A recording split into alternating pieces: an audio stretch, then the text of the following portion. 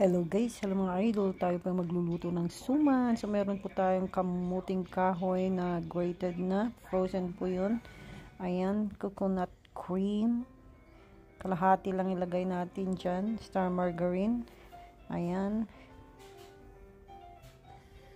Tsaka sugar na 1.5 sa apat na tig 1 pound na kamuting kahoy. Paghalu-haluin lang po natin sila. Ayan, kalahati lang ilagay nyo dyan.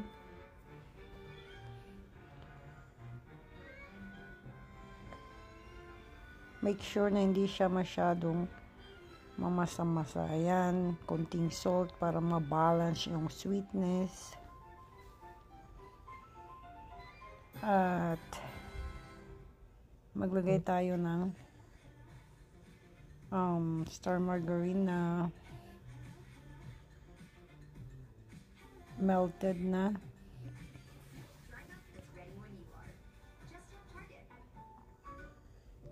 Ayan.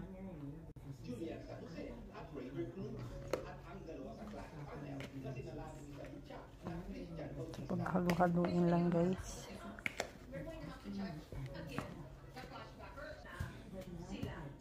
Pwede kayong gumamit nito para madurog po yung mga buo-buo.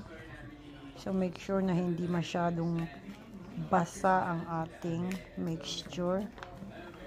Ayan, katamtama na po yung mixture natin. Tiyaga lang sa paghahalo.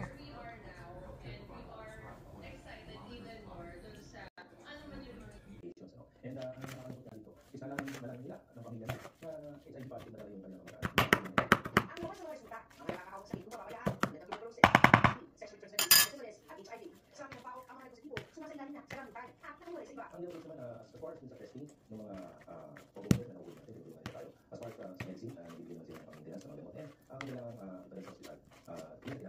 Pero mas sa mga mga positibo, sa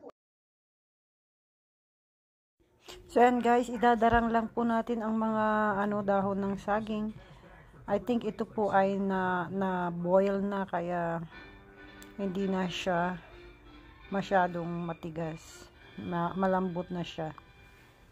Ayan. Ganun po ang gagawin nyo para po magiging malambot yung ating leaves. Hindi siya madaling mapunit. Ayan, magbalot na tayo guys. Ganyan lang po ang magbalot. Tiyaga lang.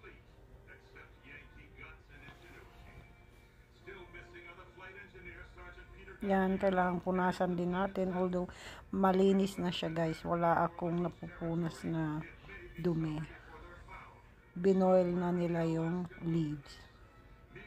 Ayan, ganyan lang po magbalot guys. Napakadali, napakasimple.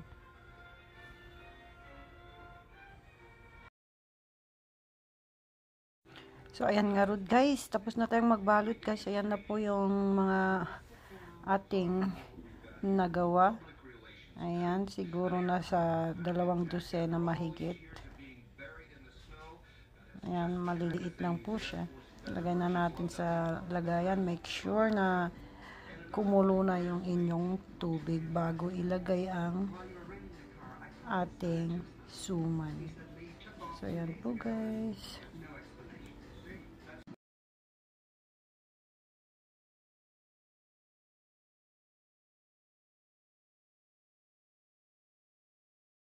Pakuluan po ng 25 minutes. Ayan.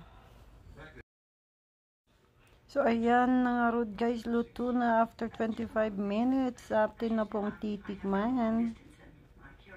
Excited na po akong kumain ng suman. Super tagal ko nang hindi kumain ito. Okay guys.